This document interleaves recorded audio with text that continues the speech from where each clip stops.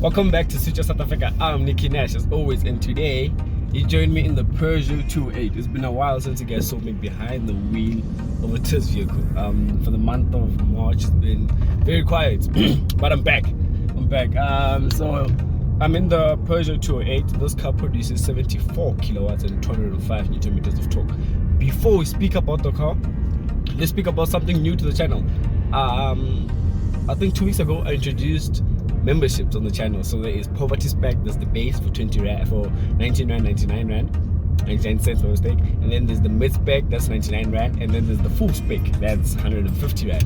So poverty spec entry level, that gets you, when you comment down in the description, in the comment section, you get a little icon to show that you're part of the Switch Off family. You know, there is a Switch Off family, and then there's the, you know, the close family. Those that are not in the membership, those are distant family, you know. But there is, so you get that, and you also get membership polls, meaning I will put a poll up and then you guys can vote. And then there is the mid spec. Literally you get the exact same things but exclusive wallpapers as well, and the membership group chat where you communicate with me directly. And then full spec, very simple, you get everything else that mid spec and poverty spec get, but you also get early access to new videos and exclusive videos that will never go on the main channel. So choose your struggle and stick by it. And big shout out to these 4 people. They are our current membership members. The first person to join a membership program was just Josiah. Big ups, Josh. Then there's Sibua, then there's Pablo. Those are, they know what category they're in, I wouldn't say, but there's only one person that's in the full spec, and that person is Orapeling. Big shout out to you, my brother. So we've got that out of the way. Let's talk about the car we're in today. Let's get it.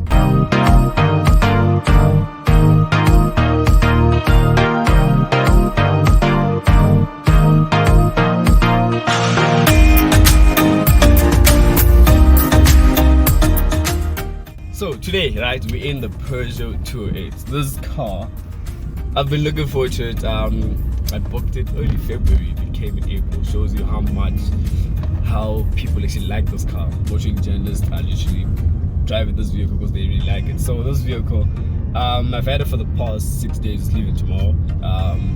I thoroughly enjoyed it. I think this is one of the cars that I would buy. Remember when I tested the Hyundai i20? This is the exact same competition.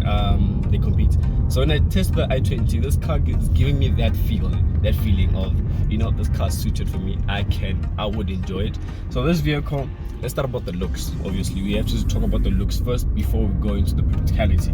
And the look of the vehicle, this is the Allure model, so this is the middle spec car, but it does come with LED lights from the front. I like the saber-tooth design going down, and because it's not the GT line, it doesn't have the 3 lights. If you go click the pop-up banner over there, actually, if you go check my review video of the Peugeot 208 GT line, you'll see that the lights have 3 claw design. This one doesn't have that because of the GT line, but if you opt for the GT line, you get that. But I really like the look of this car, but not from the front. I see the saber tooth and all that, but the look of this car for me is at the back. I really like this car at the back, and this color is the color to get it in. There is white, there is grey, there's a yellow as well. They advertise this car in yellow on the Peugeot website. So if you're smart, you have to get a color that pops in this vehicle. There's the white ones. I've seen the white one, I've seen the grey one. Those are very dull. In my opinion, those are very dull. I was hoping to get the red one, and I got the red one because you guys can see from it for yourself that this vehicle is very beautiful. Moving on to the practicality of the vehicle. The vehicle from inside, from where I'm sitting, this car feels very nice. I like the sitting position as well. The only thing, and I think I said the same thing in the Peugeot 208, is the fact that this thing over here, the seat belt, is not, you can't height adjust it. So for someone that sits very low, in a very low position, it does get to you. But right now, because I'm sitting, oh, that's the fuel. I don't have fuel, guys. Send money. Join the membership. So this could get into the way of a certain drivers, but for me, it's not really a train smash because I have different driving styles for depending on where I'm driving. But this doesn't get in the way. But it's something that I wish it had a height adjustment.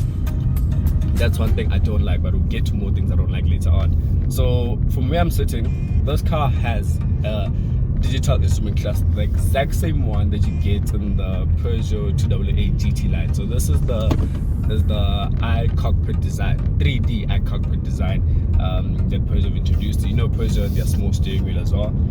The instrument cluster is very beautiful. Because this is the Allure model, the screen is a 7-inch touchscreen. Looks very beautiful. Now imagine there is the 10-inch. Now imagine how that one looks.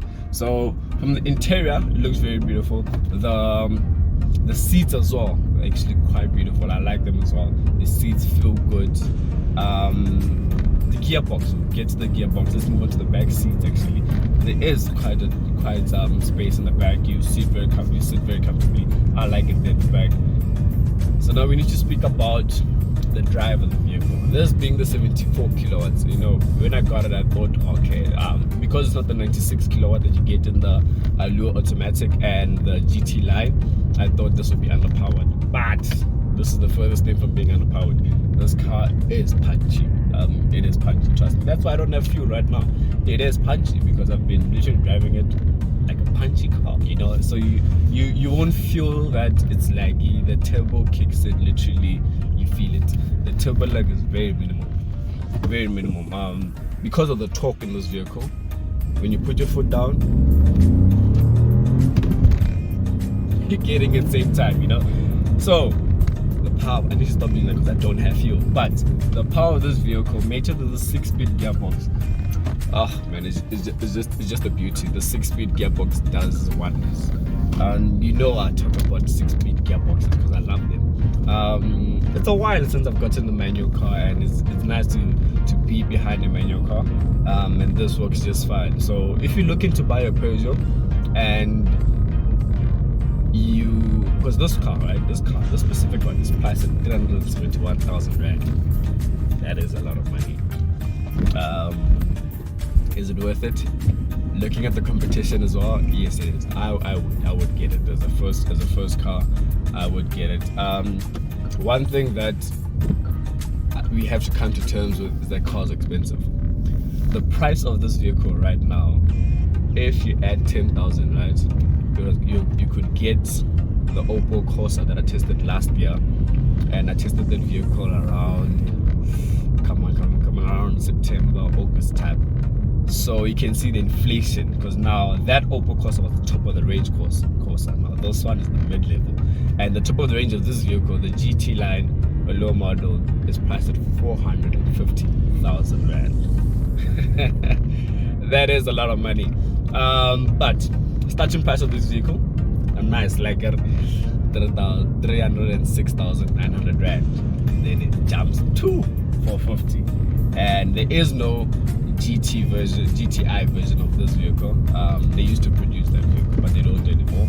And I'm 100% sure if they did, that vehicle is going to come above 500,000 rand, like how the Polo GTI is retailing right now. That's even touching 600,000 rand. So it just goes to show how expensive vehicles are right now. So we're at that point where I talk about 3 things I like and 3 things I don't like. We're almost done with the review. It's the second last part of the review. And 3 things I like and 3 things I don't like. And besides, you guys know how we do it. We always start with the what? With the bad. And 3 things I don't like about this vehicle. Number 1 is the start sequence of this vehicle. I complained about it in the Peugeot 288, 388. So this vehicle, because it's keyless start, right? When you press it once, it won't start. You must press and hold it for like 2 seconds, and then the vehicle will start.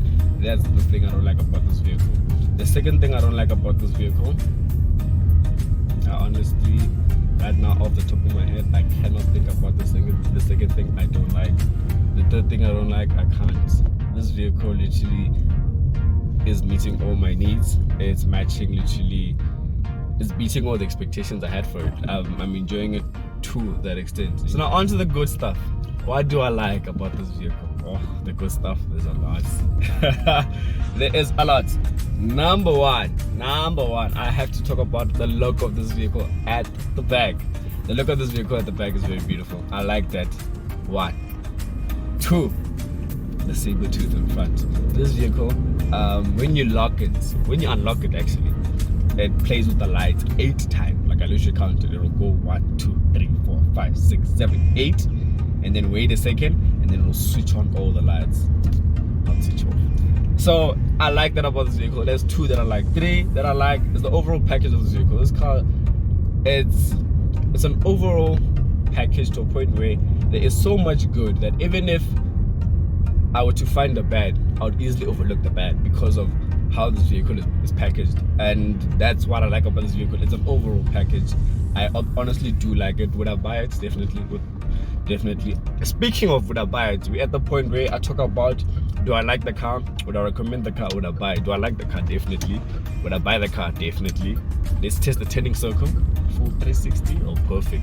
Would I buy the car? Definitely. Would I recommend the car? Definitely. Do I like the car? Definitely. Why do I say that? This car, recommendation wise, I would recommend it.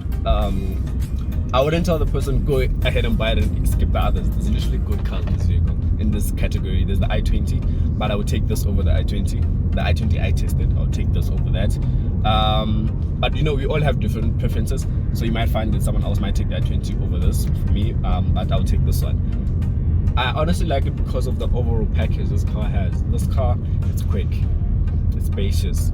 Boot space is not the best, but interior space, here I am, it feels good. It's a very good place to be. The boot space for myself and for, I feel like for a first time buyer, a student, working class, you're just looking for a car to get you from point A to B, but its style, this car and its space is sufficient.